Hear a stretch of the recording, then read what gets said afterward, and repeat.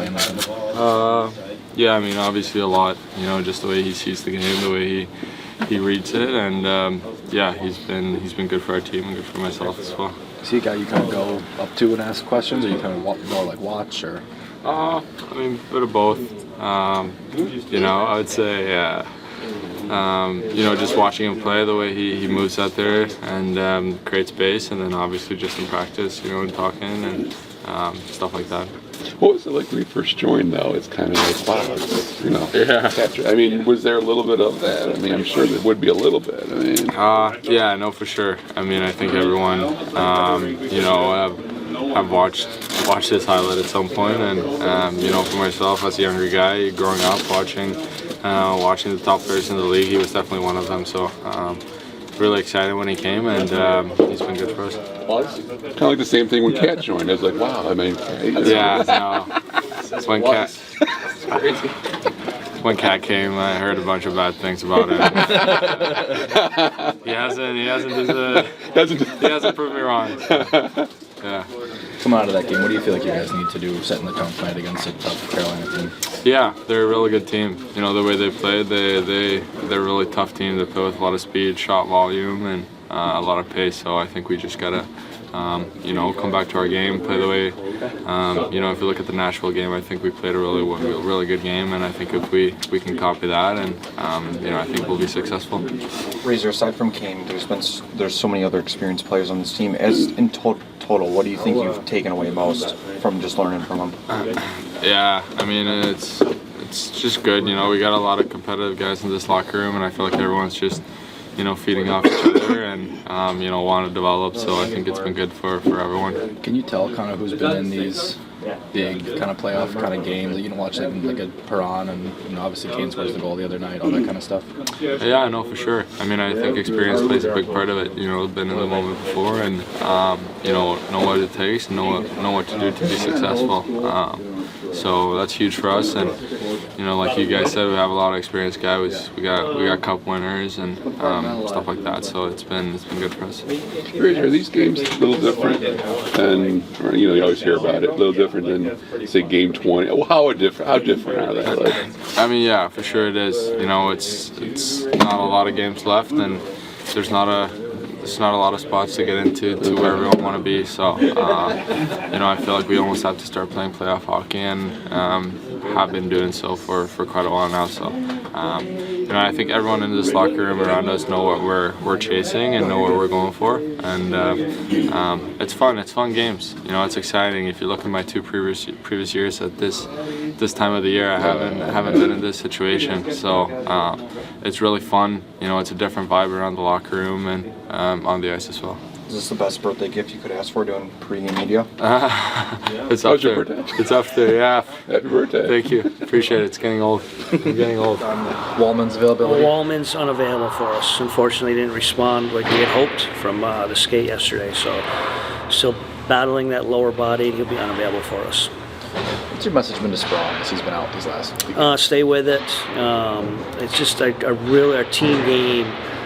You know, we're 1-1-1 in our last 3 games versus really good competition, but it doesn't take a expert hockey eye to see our team game's been pretty good. Our start's been great. You know, I just walking through some numbers there before our meeting. We gave up 2 chances in the first period against the Islanders. We have 2 chances in Nashville. We gave 2 chances in the first period versus Washington, and we haven't given a goal in the first period. So I just think the team game right now with our current 12 forwards is good, but he's available, he's ready, just stay with it, he'll get an opportunity here soon. Well, what have you liked about Zarnik coming into the lineup? What does he provide? Responsible minutes. He can skate, he's a true center. I think he has some hockey sense to his game. And not only is he not giving up offense, he's been part of a group in a line that's producing some offense. You can see, you know, they're coming out of these games every night, 3-4 chances for, maybe 1 against. So he's brought some stability and maybe some predictability to our group. How valuable is a guy like that in an organization that you can bring up from GR and can plug right into the line? Very valuable. And I just think there's a lot of hockey sense there. If you recall, with Lark's out, he also spent some time with Kat and Kane and did a really good job there. So been very valuable, gives us a right shot center that can take some draws, and we trust him a lot. You talked when Larkin was out about the challenges of the road matchups. Yep. Obviously having him back now, but how much is that still kind of factoring into how you're trying to structure the lineup? Way better. You even saw the other night again. Lark's is hard to check. Now it frees up other lines if you're trying to check Kane.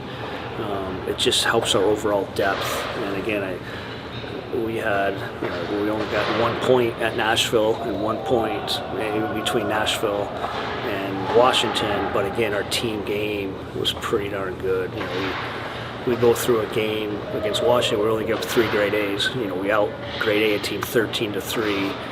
And that comes from all 4 lines, both offensively and defensively. So I think just adding Larks obviously helps our depth.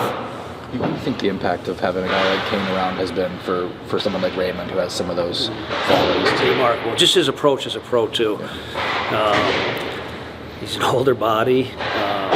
We're still trying to develop guys and practice habits and approach. And we've tried to keep Patrick off the ice for some maintenance days in practice, and he refuses to. He needs his touches, he wants reps with his teams. It's pretty impressive to see. I think a really good example for some of our young guys.